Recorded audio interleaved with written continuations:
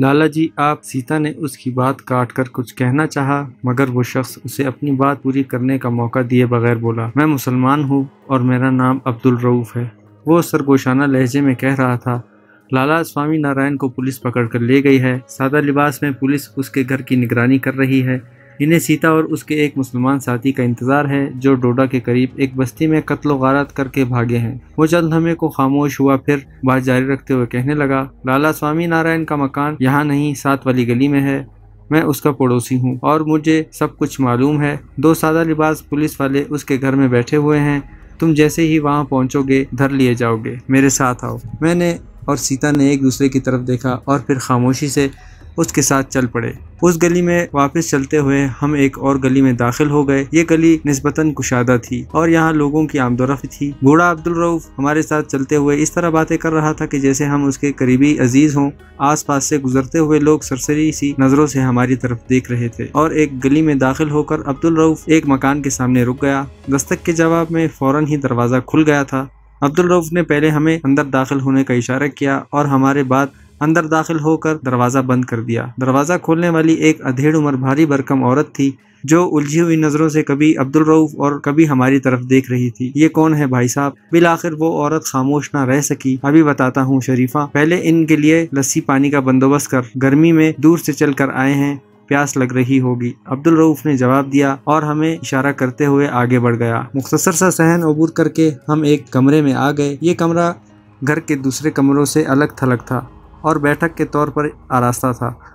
फर्श पर मोटी दरी बिछी हुई थी। रेगजीन का एक सोफा सेट भी था और चंद कुर्सियां सलीके से रखी हुई थी। इनके बीच में एक तपाई भी पड़ी हुई थी। अब्दुल रऊफ ने कमरे में दाखिल होते ही पंखा खोल दिया और हमें आराम से बैठने को कहता हुआ बाहर निकल गया। मैं और सीता एक दूसरे की तरफ देखने लगे। उसने दुपट्टा सर से उतार लिया था और उसके पल्लू से पसीने से तर चेहरा पहुंच रही थी। तकरीबन 15 मिनट बाद अब्दुल रऊफ एक ट्रे उठाए अंदर दाखिल हुआ। उसमें शरबत के 3 गिलास रखे हुए थे। ट्रे मेज पर रखकर उसने एक एक गिलास हमारी तरफ बढ़ा दिया। आपको कैसे पता चला कि हम डोडा से आए हैं और आपने ये अंदाजा किस तरह लगा लिया कि ये सीता है और मैं एक मुसलमान मुजाहिद? मैंने शरबत का घूंट भरा और सवालिया निगाहों से उसकी तरफ देखा। ये मेरी बहन का घर है, जबकि मैं लाला स्वामी नारायण के पड़ोस में रहता हूँ।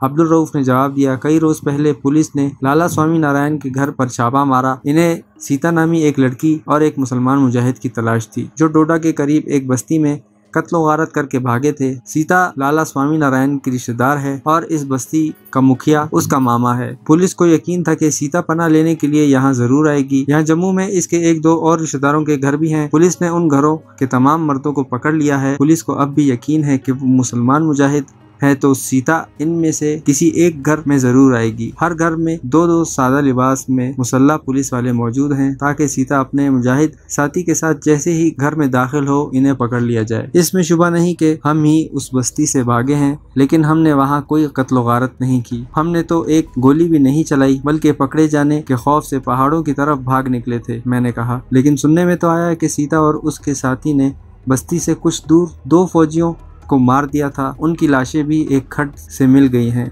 और फिर सीता और उसके साथी ने बस्ती में फौजियों की पार्टी पर हमला कर दिया था जिसमें एक और फौजी मारा गया। वो दोनों फरार होने में कामयाब हो गए। बाद में बस्ती के एक मुसलमान लड़की ने बताया कि सीता के साथ मुजाहिद लीडर शिमरोज था जो कई रोज से बस्ती से कुछ दूर एक गार में पनाह लिए हुए था।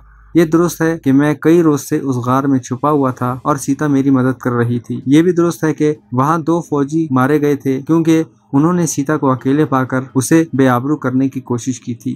लेकिन मैं एक लम्हे को खामोश हुआ, फिर बात जारी रखते हुए कहने लगा, लेकिन हमने फौजी पार्टी पर हमला नहीं किया, बल्कि हकीकत यह है कि बस्ती में आने वाले फौजियों ने इस बस्ती में रहने वाले वाहिद मुसलमान कुर्बान अली को 2 हिंदू फौजियों के कत्ल के शुबे में गोलियों से भून डाला और उसकी जवान बेटी को बस्ती के चौक पर बरहना करके तशद्दुद का निशाना बनाया गया।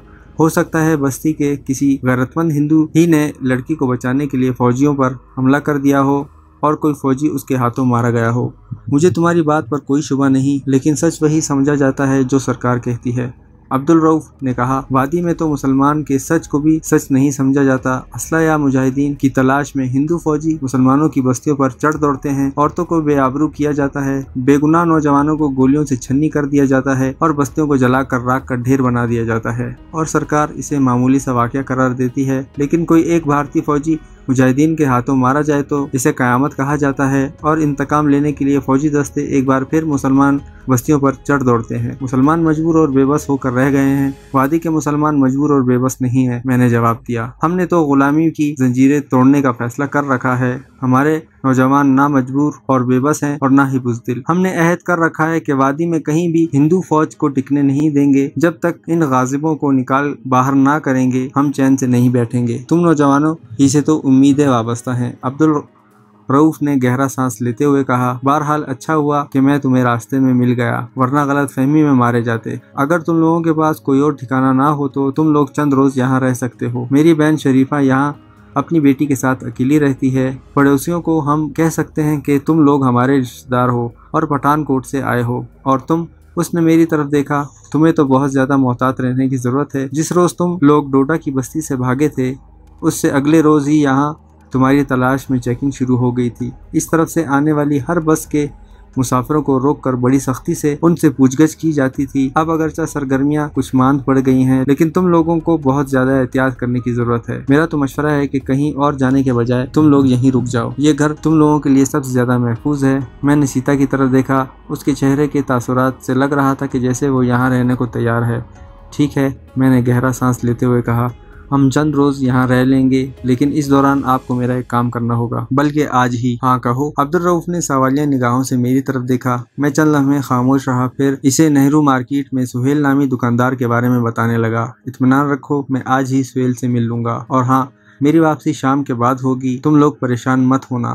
عبدالرؤف نے کہا اور آواز دے کر اپنی بہن شریفہ کو بلا لیا۔ دیکھو شریفہ، یہ ہمارے دور کے رشتہ دار ہیں اور پٹھان کوٹ سے آئے ہیں۔ یہ میاں بیوی ہیں، ان کا نام سلمان اور عذرا۔ میں بیچ میں بول پڑا، ہاں، یہ سلمان ہے اور یہ عذرا۔ عبدالرؤف نے بات جاری رکھتے ہوئے کہا، یہ ہم لوگوں سے ملنے آئے ہیں اور چند روز یہاں رہیں گے۔ تمہیں کوئی مسئلہ تو نہیں ہوگا؟ نہیں بھائی صاحب، مجھے کیا مسئلہ ہوگا؟ مجھے تو مہمانوں کی خدمت کر کے خوشی ہوگی۔ ایسے مہمان روز روز تو نہیں آتے۔ شریفہ نے جواب دیا۔ وہ بھی شاید سمجھ گئی تھی کہ ہم کون ہو سکتے ہیں۔ ٹھیک ہے، میں شام کو چکر لگاؤں گا، عبدالرؤف نے کہا اور ہماری طرف دیکھتا ہوا باہر چلا گیا۔ اور پھر اس شام عبدالرؤف سے ملنے والی خبریں بڑی خوفناک تھیں۔ پولیس اور فوج کی انٹیلیجنس نے کسی طرح پتہ لگا لیا تھا کہ مجاہدین کا سب سے خطرناک لیڈر شمروز یعنی میں ڈوڈا کے قریب ہندوؤں کی ایک اور چھوٹی سی بستی میں تباہی مچا کر فرار ہونے کے بعد رام نگر کے قریب ایک فارم ہاؤس میں پناہ لیے ہوئے تھا۔ اس کے ساتھ سیتا نام کی وہ ہندو لڑکی بھی تھی جو 2 ہندو فوجیوں کے قتل میں ملوث تھی۔ یہ دونوں تقریباً 1 ہفتے اس فارم ہاؤس میں رہے تھے اور اس کے بعد جموں کی طرف فرار ہو گئے تھے۔ فوج کی ایک پارٹی نے اس فارم ہاؤس پر چھاپا مارا تھا اور اس خاندان کے سربراہ خدا بخش نے بتایا تھا کہ شمروز جموں کی نہرو مارکیٹ میں سہیل نامی ایک دکاندار سے رابطہ کرے گا۔ سہیل مجاہدین کی ایک تنظیم کا سرگرم ایجنٹ ہے اور مجاہدین کے درمیان رابطے کا کام کرتا ہے۔ فوج کی ایک پارٹی نے آج شام سے ذرا پہلے سہیل کو گرفتار کر لیا تھا اور اس سے شمروز کے بارے میں پوچھ گچھ کی جا رہی ہے۔ سہیل کی گرفتاری کے ساتھ ہی شہر کی پولیس کو بھی الرٹ کر دیا گیا تھا اور شمروز کی گرفتاری کے لیے مشتبہ مقامات پر چھاپے مارے جا رہے تھے اور ایسے لوگوں کو حراست میں لیا جا رہا تھا جو مجاہدین سے تعاون اور ان کی امدادی سرگرمیوں میں ملوث سمجھے جاتے تھے۔ اس کے ساتھ ہی سیتا کی تلاش میں بھی سرگرمیاں بڑھا دی گئی تھیں۔ جموں میں آباد اس کے 2-4 دور کے رشتہ داروں کے گھروں کے علاوہ اسے مندروں میں بھی تلاش کیا جا رہا تھا، کیونکہ شبہ تھا کہ وہ کسی مندر میں بھی پناہ لے سکتی ہے۔ دوسری طرف اس سے زیادہ خوفناک خبر یہ تھی کہ کشمیر میں فوج نے ایک بار پھر سوپور پر حملہ بول دیا تھا اور کئی بے گناہوں کو موت کے گھاٹ اتارنے کے بعد شہر کے کئی گھروں کو جلا کر راکھ کر دیا تھا۔ سری نگر کے بعد سوپور ہی کشمیر کا دوسرا بڑا شہر سمجھا جاتا تھا۔ یہ کشمیر میں اسلام پسندوں کا مضبوط گڑھ تھا۔ آزادی کی تقریباً تمام تحریکوں کی وابستگی بھی اسی شہر سے تھی۔ دوسرے الفاظ میں اسے کشمیر میں اسلام کا قلعہ کہا جاتا تھا اور درندہ صفت بھارتی فوجوں نے گویا اس شہر کو نیست و نابود کرنے کا فیصلہ کر لیا تھا۔ آئے دن مختلف ہیلے بہانوں سے اس شہر پر حملے اور قتل و غارت یہی ثابت کرتے تھے، لیکن یہاں کے لوگ بھی بڑے عجیب تھے۔ ان پر گولیاں برسائی جاتی تھی، ان کے خون سے ہولی کھیلی جاتی تھی، ان کے گھروں کو جلا کر راکھ کر دیا جاتا تھا، مگر یہ لوگ ہر مرتبہ ایک نئے حوصلے اور جذبے کے تحت ان باطن قوتوں کے سامنے سینہ سپر ہو جاتے تھے جو انہیں مٹانے کے در پہ تھے۔ سوپور پر تازہ ترین حملہ آج صبح سویرے ہی ہوا تھا۔ اس حملے کا بہانہ یہی تھا کہ چند خطرناک چھاپا مار مجاہدین یہاں پناہ لیے ہوئے ہیں اور لوگوں نے گھروں میں اسلحہ اور گولہ بارود کے انبار لگا رکھے ہیں۔ سوپور پر یہ حملہ صبح سویرے اس وقت ہوا تھا جب مسجد میں فجر کی نماز پڑھائی جا رہی تھی۔ فوجی دندناتے ہوئے شہر کی بڑی جامع مسجد میں گھس گئے تھے اور نمازیوں پر فائر کھول دیا تھا۔ صرف اس ایک مسجد میں 12 نمازی شہید ہو گئے تھے۔ دوسری مسجدوں میں شہر کے کئی علاقوں میں خون خرابہ ہوا تھا۔ اس مرتبہ سوپور کے شہریوں نے بھی مقابلہ کیا تھا اور 2 درجن سے زائد ہندو فوجیوں کو جہنم رسید کر دیا تھا، جن میں ایک کرنل بھی شامل تھا۔ عبدالرؤف سے ملنے والی اطلاع کے مطابق فوج کی بھاری نفری نے سوپور کو گھیرے میں لے رکھا تھا اور سوپور کا پورا وادی سے رابطہ کٹ کر رہ گیا تھا۔ سوپور پر اس وحشیانہ کارروائی کی خبر پورے کشمیر اور جموں میں پھیل گئی تھی۔ ہر جگہ ہنگامے شروع ہو گئے تھے اور اگلے دن کے لیے ہڑتال کی کال دے دی گئی تھی۔ شام ہوتے ہی جموں میں ہنگامے شروع ہو گئے۔ یہ علاقہ گنجان آباد اور تنگ گلیوں پر مشتمل تھا، اس لیے یہاں زیادہ گڑبڑ نہیں ہوئی تھی۔ لوگ گھروں میں بند ہو کر بیٹھ گئے۔ البتہ شہر کی بڑی سڑکوں اور شاہراہوں پر شہر کے نوجوانوں اور پولیس میں پتھراؤ، لاٹھی چارج اور آنکھ مچھولی ہو رہی تھی۔ میری حالت اس شیر کی سی تھی جسے پنجرے میں بند کر دیا گیا ہو۔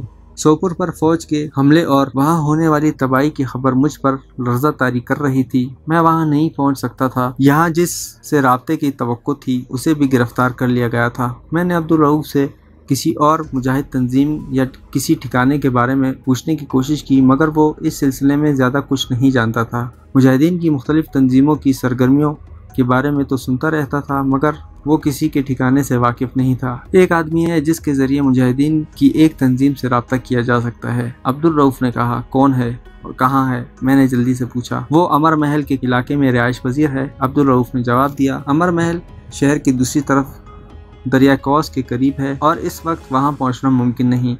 کل صبح کوشش کی جا سکتی ہے۔ کل صبح تک تو پتہ نہیں کیا ہو جائے۔ میں ابھی اس سے ملنا چاہتا ہوں، مجھے امر محل کا راستہ سمجھا دو، میں اکیلا ہی چلا جاؤں گا۔ میں نے کہا، تم اکیلے وہاں تک نہیں پہنچ سکتے، عبدالرؤف نے جواب دیا۔ شہر میں ہنگامے ہو رہے ہیں، کل دن میں تمہیں وہاں پہنچانے کی کوشش کروں گا۔ ٹھیک ہے۔ میں گہرا سانس لے کر رہ گیا۔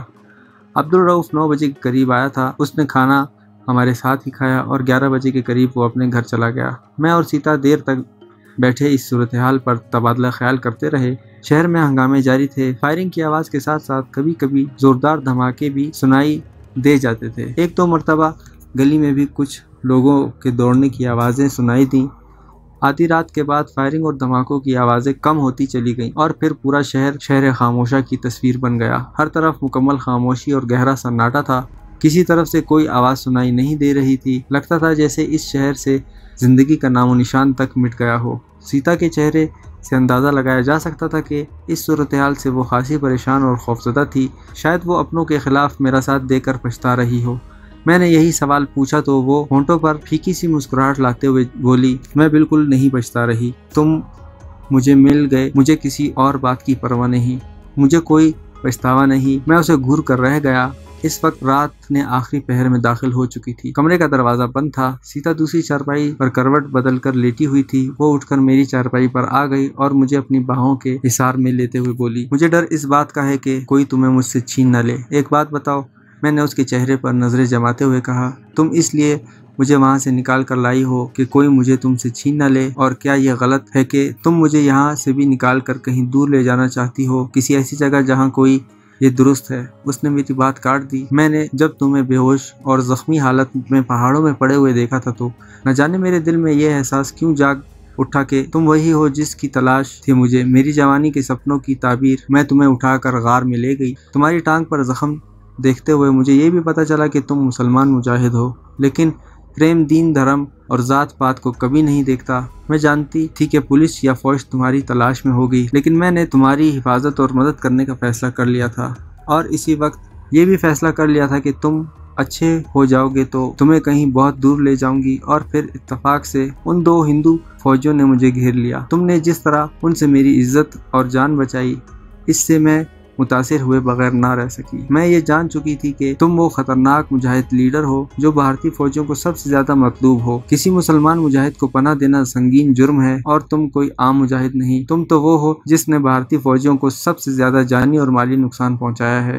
تمہیں پناہ دینے والے کو تو ایسی سزا دی جاتی جس سے دوسرے بھی عبرت حاصل کرتے، لیکن میں اپنے من کے ہاتھوں مجبور تھی اور تمہیں ہر قیمت پر بچانے اور وہاں سے نکالنے کا تہیہ کر چکی تھی، اور پھر حالات اس تیزی سے تبدیل ہوئے کہ ہمیں وہاں سے بھاگنا پڑا۔ ہاں، میری نیت یہی تھی کہ میں تمہیں یہاں سے نکال کر ان ہنگاموں سے بہت دور لے جاؤں گی، لیکن کیا؟ میں نے الجھی ہوئی نظروں سے اس کی طرف دیکھا۔ میری ماما کی بستی میں جو کچھ ہوا اس نے مجھے جھنجھوڑ کر رکھ دیا، سیتا بولی۔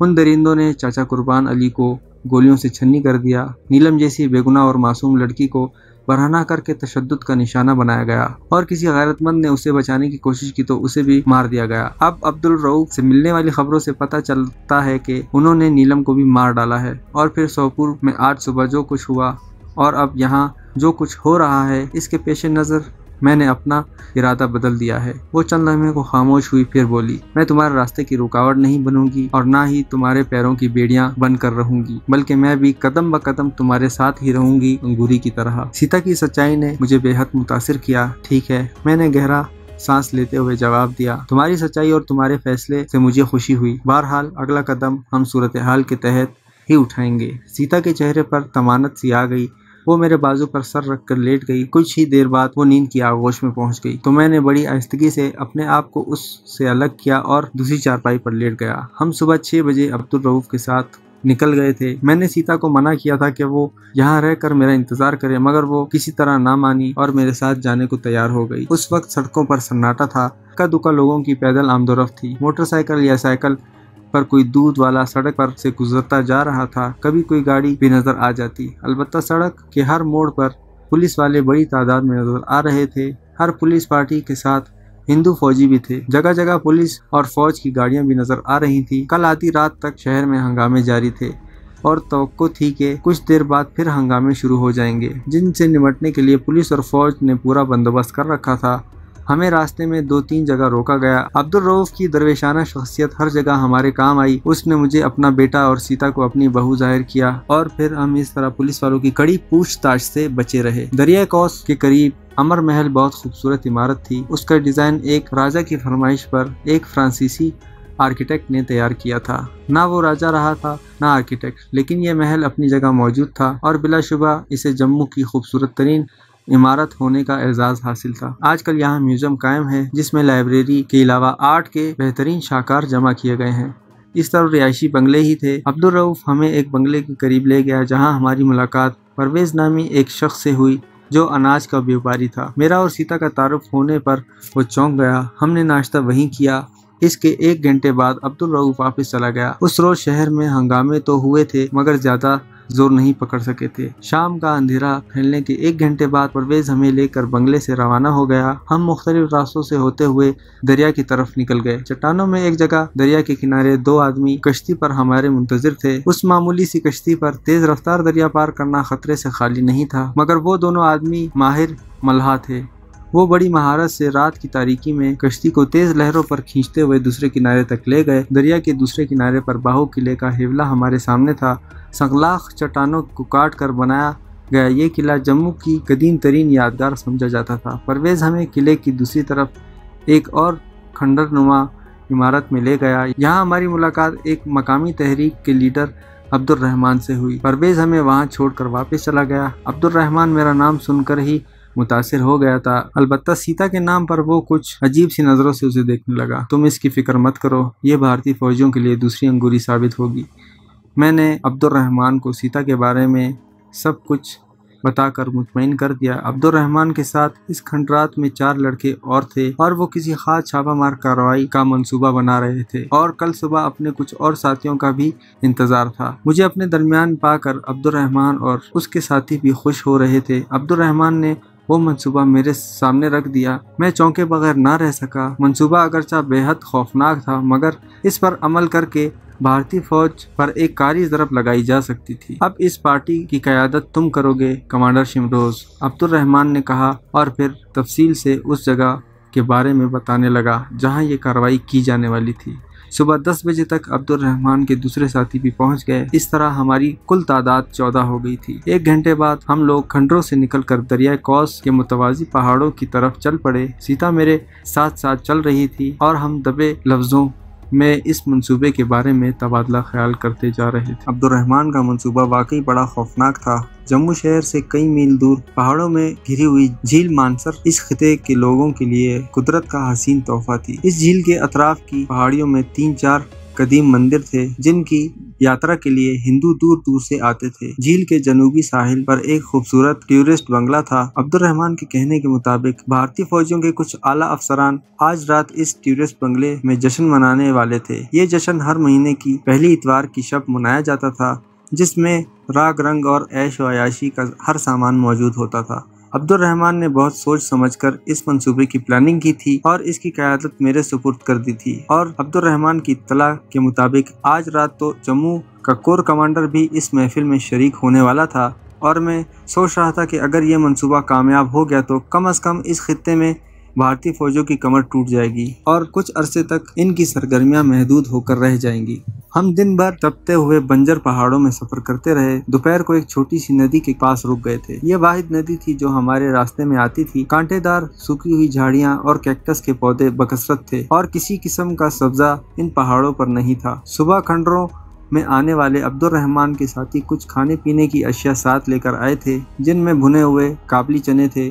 ندی کے کنارے پر بیٹھے تو عبد الرحمن نے وہ سب چیزیں تمام ساتھیوں میں بانٹ دی تاکہ اپنی مرضی کے مطابق استعمال کر سکیں۔ تقریباً 1 گھنٹہ وہاں آرام کرنے کے بعد ہم آگے روانہ ہو گئے اور سورج غروب ہونے سے پہلے جھیل مانسر کے جنوب میں واقع پہاڑی پر پہنچ گئے۔ آگے جانا خطرناک تھا۔ عبد الرحمن مجھے ایک طرف لے گیا اور ایک چٹان کے پاس جھاڑیوں میں لیٹ کر مجھے ایک بار پھر بریف کرنے لگا۔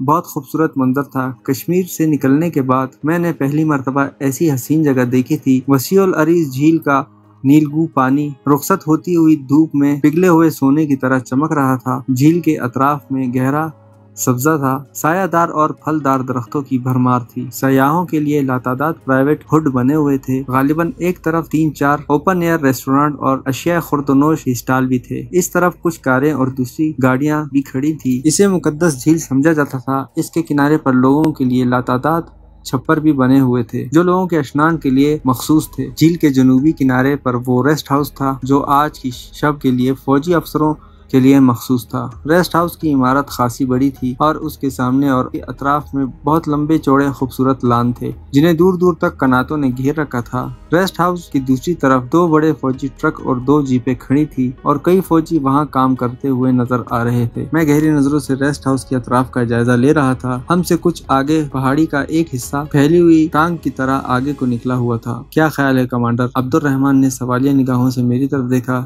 وہ آگے کو نکلی ہوئی پہاڑی اور یہ جگہ۔ میں نے اپنے آگے زمین پر ہاتھ مارا۔ یہ دونوں جگہیں ایسی ہیں جہاں سے ریسٹ ہاؤس اور اس کے لانس کو ٹارگٹ کیا جا سکتا ہے، اور اگر حملہ بھرپور ہو تو وہاں پر موجود بہت کم لوگوں کے زندہ بچنے کی امید کی جا سکتی ہے۔ میں نے ریسٹ ہاؤس کی طرف اشارہ کیا۔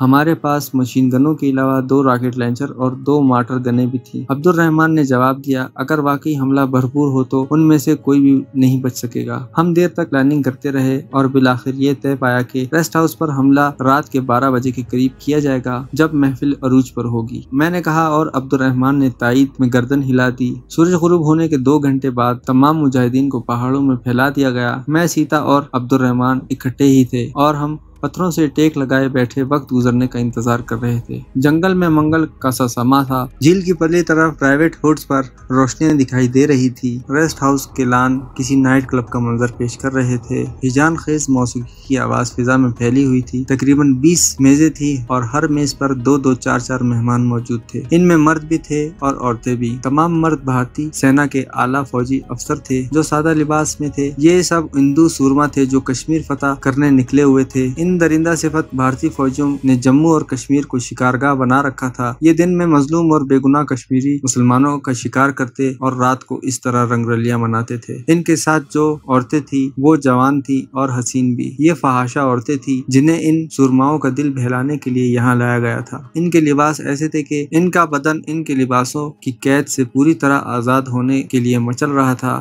ہر میز پر चिकन और हिरन के भुने हुए गोश्त के साथ अनवा व अकसाम के खाने चुने हुए थे। इस इलाके में हिरन बकसरत पाए जाते थे और इन फौजी अफसरों के लिए हिरन खास तौर पर शिकार करके लाए जाते थे। शराब की बोतलें भी हर मेज पर मौजूद थी और शराब पानी की तरह बहाई जा रही थी। बावर्दी फौजी वेटर और अर्दली वगैरह भाग भाग कर अपने अफसरों के अहकामात बजा ला रहे थे। खाने की खाली प्लेटें उठा ली गईं, मेजों पर सिर्फ शराब की बोतलें रह गई थी, बल्कि हर मेज पर अब कुछ और बोतलें भी सर्व कर दी गई थी। मौसीकी की धुन बदल गई। एक फौजी अफसर एक लड़की को बाजू से पकड़कर खड़ा हो गया। वो फौजी अफसर लड़की के साथ नाचते हुए इस तरह लड़खड़ा रहा था कि जैसे शराब चढ़ गई हो। लड़की ने मेज पर से शराब का गिलास उठाकर उसके होंठों से लगा दिया। उस अफसर ने शराब का एक घूंट भरा और गिलास लड़की के हाथ से ले लिया और फिर दूसरे ही लम्हे उसने शराब लड़की के गिरबान के ब्लाउज में उंडेल दी। दूसरों ने एक जोरदार कहका लगाया। वो लड़की भी कहकहे में शामिल हो गई। अफसर ने अपना हाथ उसके कंधे पर रखा और ब्लाउज एक झटके से नीचे खींच दिया। लड़की का बालाई हिस्सा बरहना हो गया